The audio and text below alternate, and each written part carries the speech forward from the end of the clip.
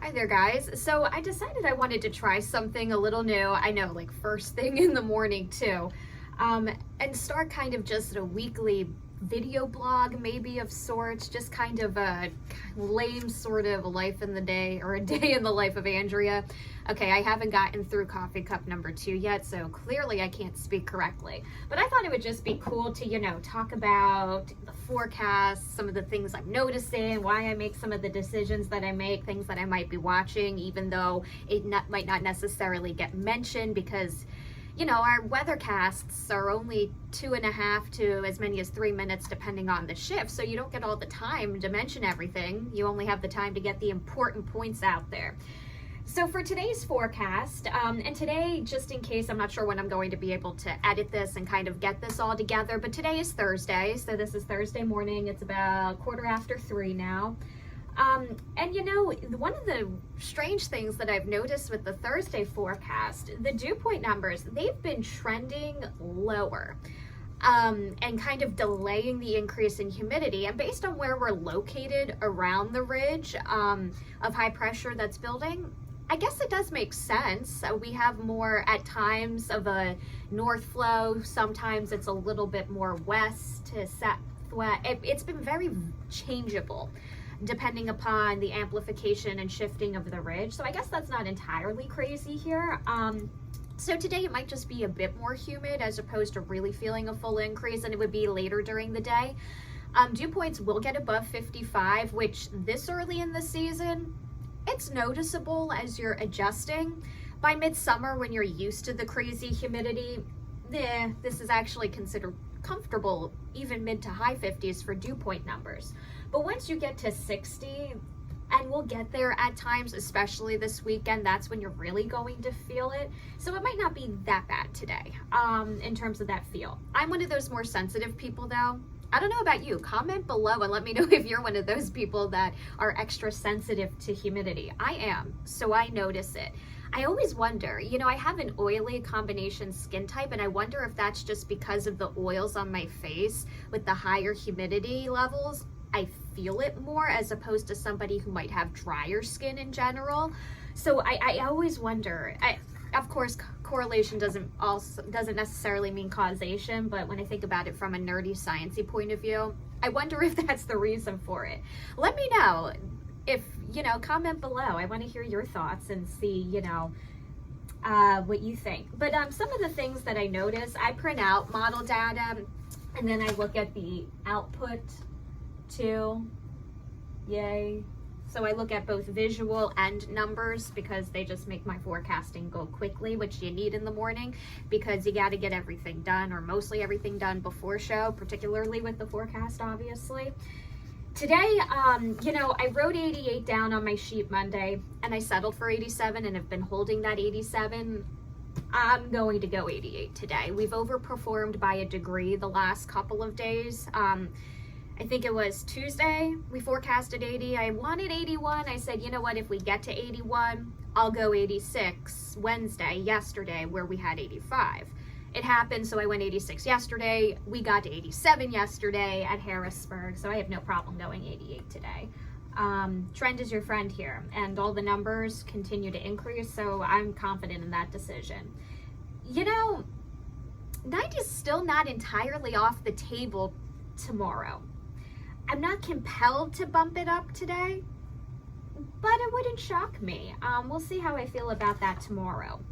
Saturday, 88. I still don't feel much change in that. It keeps coming in drier. I don't like to waver with the models once they start shifting, because what they've been doing a lot, and if people have been paying attention, they would notice this too, is that they go one way in the extended.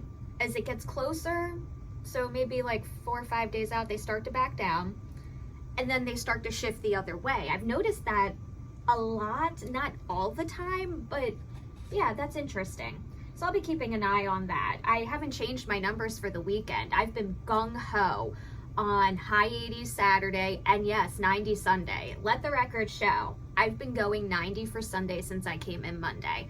And I still think I see no reason to change that for Sunday. Saturday, there will be more clouds, so I although numbers are coming in, temperatures are coming in a little bit more favorable during the afternoon, cloud cover would hurt a shot at 90 for sure.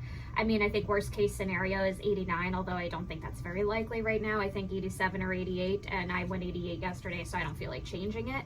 But yeah, Monday it does look like it's going to cool down a bit. It'll be warm, just not as warm. We'll still be above average. Tuesday, we start to go in the other direction. Better chance for showers and storms because a front crosses through, and in the Sunday night to Monday time frame, Tuesday lifts back north as a warm front, so I think that'll be our better chance for maybe a few showers or storms. Still water the plants though. I've been gung-ho on this. What else here? Wednesday, Wednesday's interesting. That's day 7, so this is the first time Wednesday's coming into the 7-day forecast period. The European model has, let's see, what's the conversion for 30 has 91 as a 2-meter temperature. 2 meters is 6 feet, so taller than me, but much taller than me actually. But that's at 2 p.m. as well, so add a couple degrees for the rest of the day. And usually with 2-meter temperatures, I've noticed on the European model specifically that there's about you can add 5 degrees and 4 or 5 degrees, and usually on a dry sunny day, and usually get what the temperature is going to be. So I'm just like, whoa.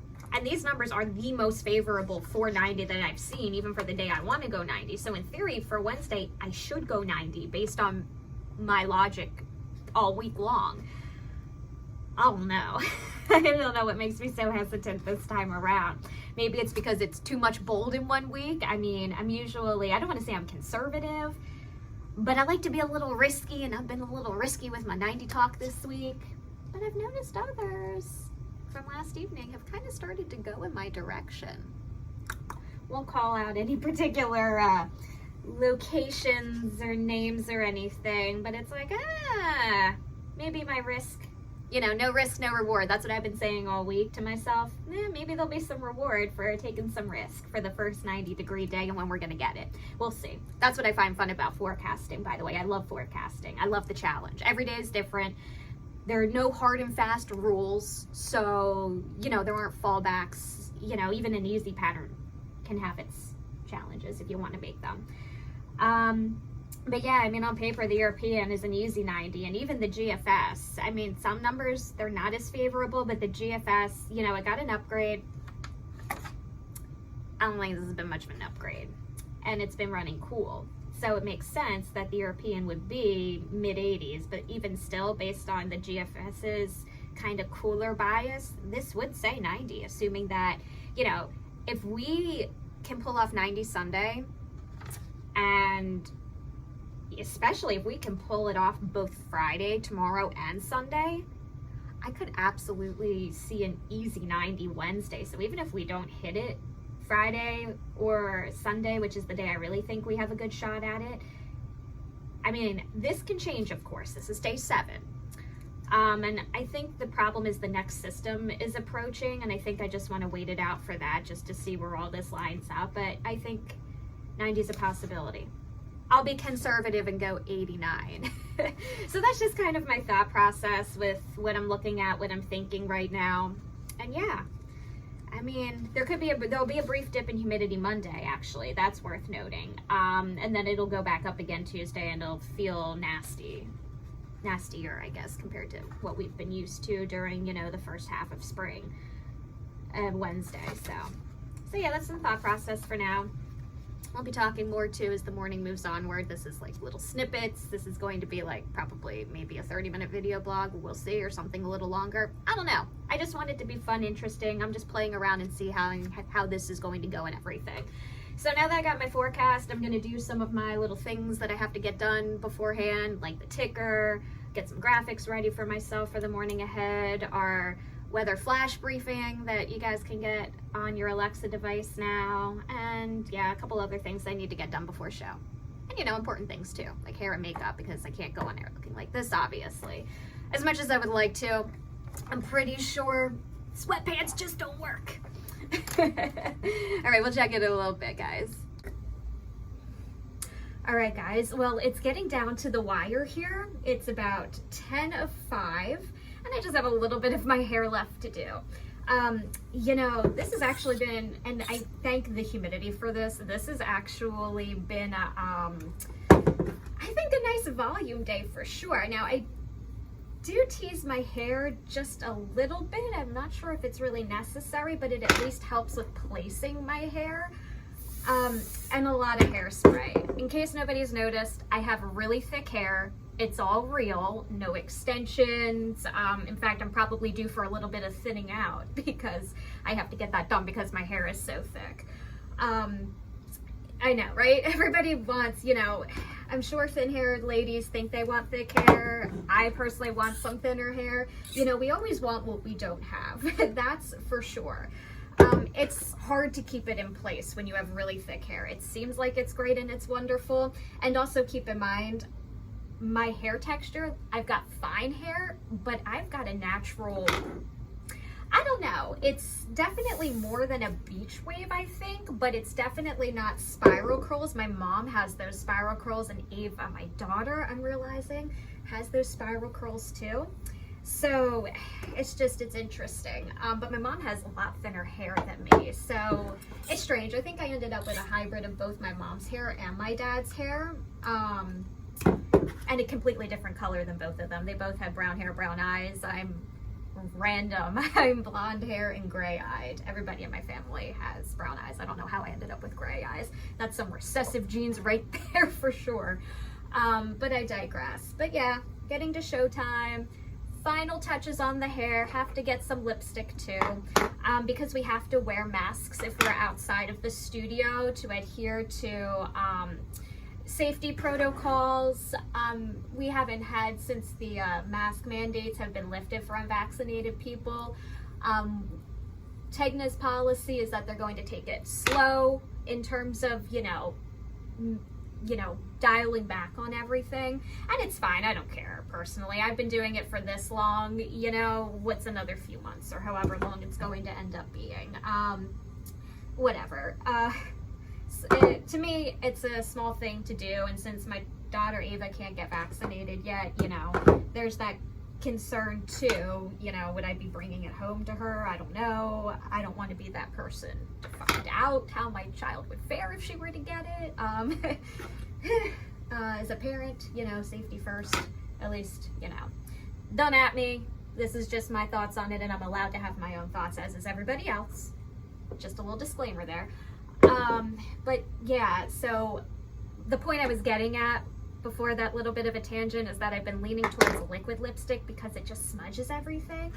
So I have to get that on, which means I have to wait for it to dry. A little bit of a pain and a little bit uncomfortable, but instead of reapplying and having to worry about it smudging, I've just been sticking to liquid lipstick to make my life easier, so I don't have to reapply. And it actually, the kind I found, holds up very well through all the drinking that I do, whether it be water, tea, coffee.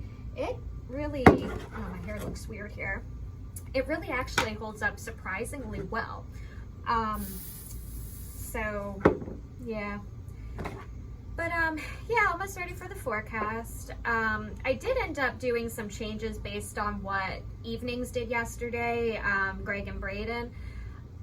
They had a little bit lower in the Monday, Tuesday time frame. I'm kind of on the fence on that. I think depending on shower and storm activity, we could be a little warmer or maybe not, but I just in general don't trust warm fronts during the spring, so I ended up going like 78 Monday and then 78 Monday, and then I think it was 80, 81-ish Tuesday, something like that. Other than that though, I would try for consistency, but we do our own thing too sometimes. Hi, good morning. That's our producer, Troy. Hello. Oh, my microphone's not on, that helps. Hi, Troy. Sorry, my microphone wasn't on. I forgot. But I have my IFB on to hear you. Yep. Amy, is your IFB on? Alright, she knows I heard her. I have the door shut, but I screamed loud enough, so sorry about that, guys. It just, I mean, for me, I don't always have the 4 a.m. show playing in my ear when I have my IFB on, an earpiece, so that we can hear the show, we can hear producers and directors talk to us. So there's that. Man, I have to give makeup bloggers like some credit. Like, how do you do your makeup? Just looking at that, jeez. Not bloggers, there's YouTubers. I could never do that. Maybe they have a different setup that I don't know about though. Ugh. When I'm rushing, I do a terrible job. It's like I'm trying to teach my child to color and I can't even stay in the lines myself. All right, this isn't really that bad, but yeah.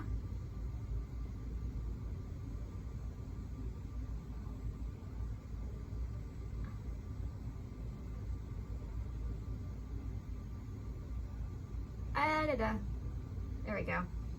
Also helps too when you're not talking to get it on.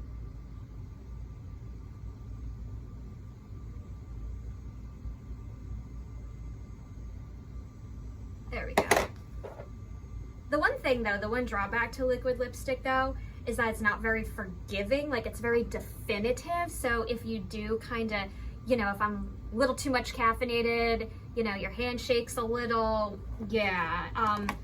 But for the mask situation, you know, like I said, I don't mind wearing the mask, so this is in no way a complaint or whatever. You know, whatever.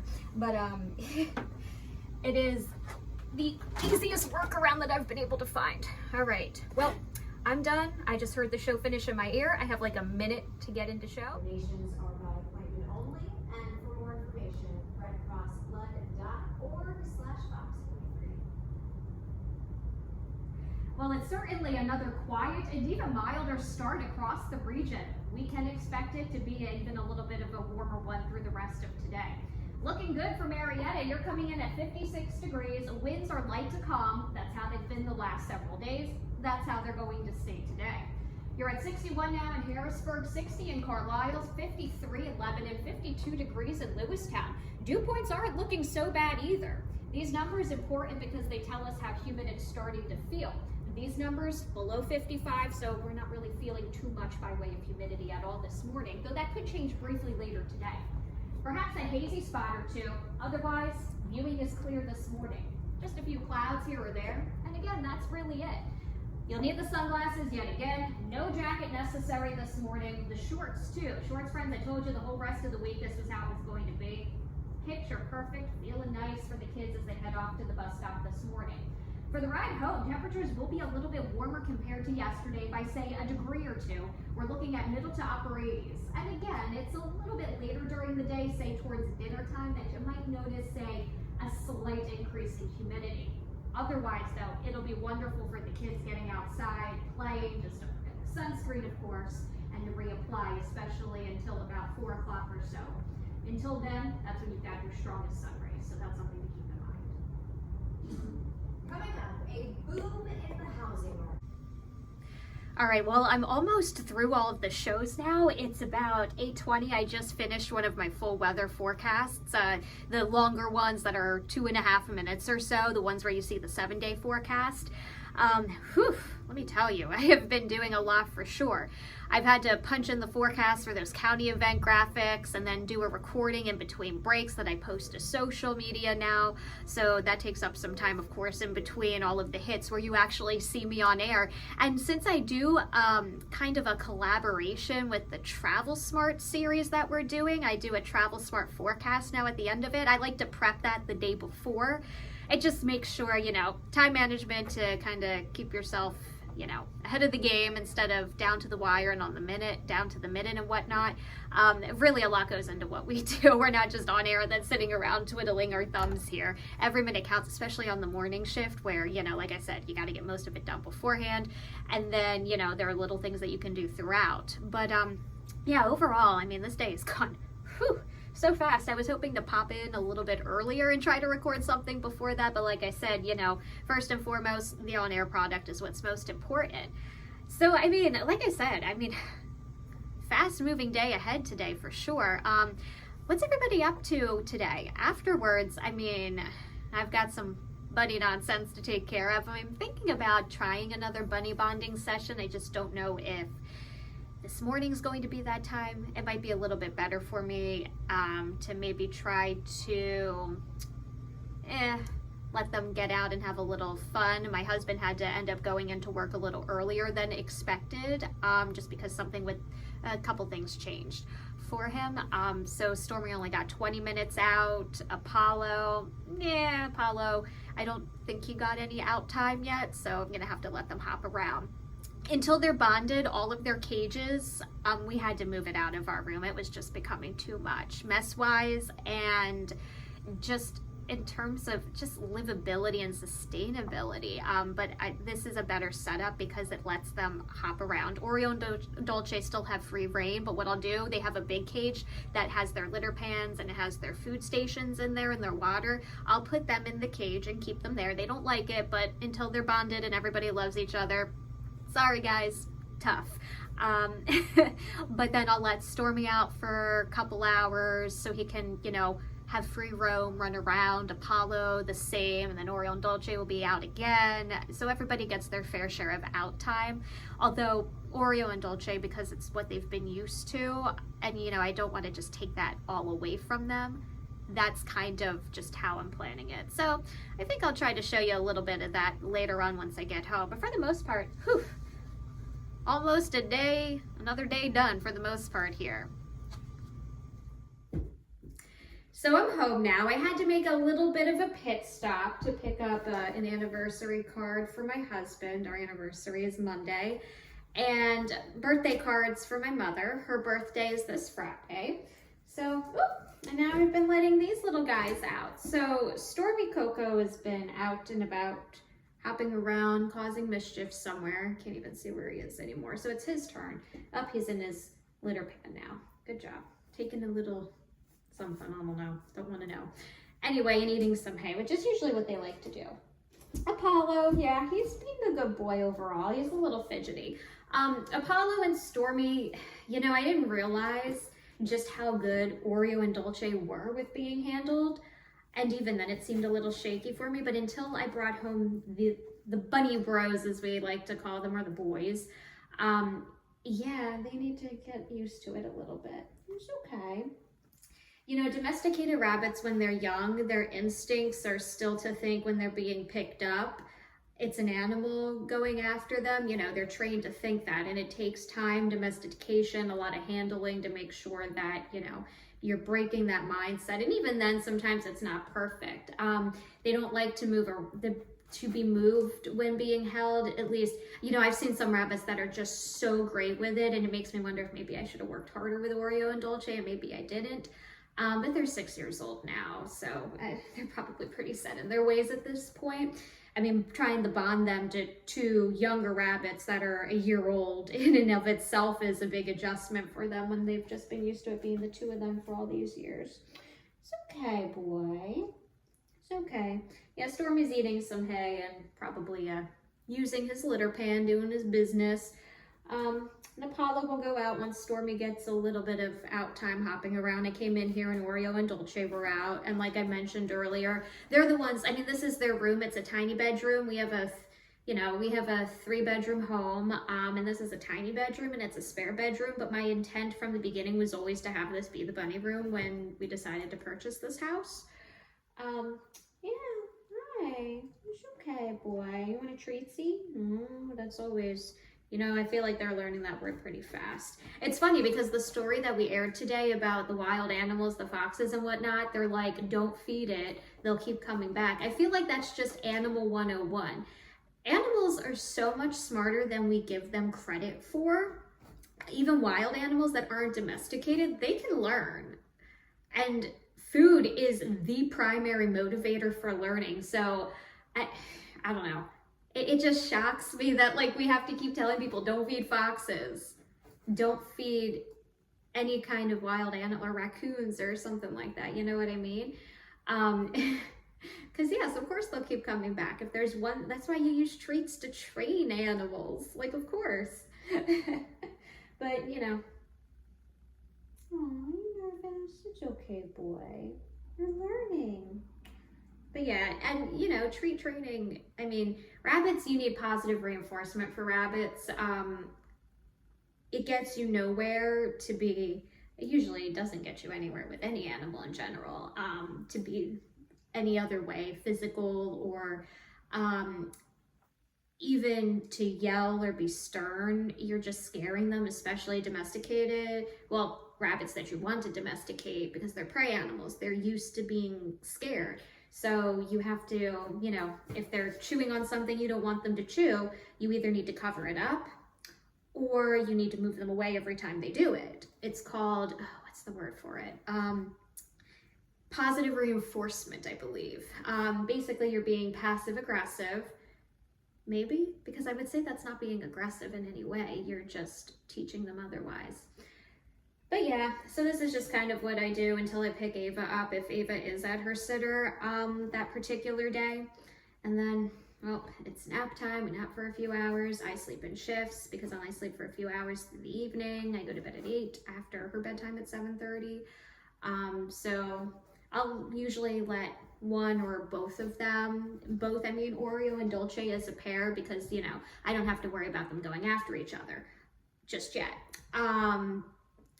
Or not just yet. And the others, though, just yet, I didn't have to worry. Hopefully not for much longer, though. Hopefully the continued bonding efforts, as slow as they will be, will pay off in the long run. Right, little guy? It's okay. Oh man, he's really nervous. All right, well, I'll wrap it up and I'll put it down. I feel like that's been a little much for him right now. But yeah, let me know how you liked this, you enjoyed it. I guess I'll figure out how I want to do these video blogs weekly, talk about various things, you know. And overall, I want to keep it positive too. You know, if I talk about something random and whatnot, I want to try to, I'm a positive person. That's just, so, you know, let's have fun with this. We can chat back and whatnot, and we'll see how it goes when I edit it together and whatnot. It'll probably be on my phone through iMovie, so don't expect anything super flashy because I'm recording this all off of my phone. I mean, it's just easier when you have all the clips in one spot that you've been recording to do just that. But yeah, let me know what you think. See you next time, or next episode. I think we'll do it that way. This is episode 1 concluded. We'll have to see how episode 2 is going to go. Bye-bye. Say bye, Polo. Stormy Coco. No biting at the pants. They like to nip at it sometimes just for fun. Oh, hey. I think he's getting a little jealous of all the attention. I gotta play with him.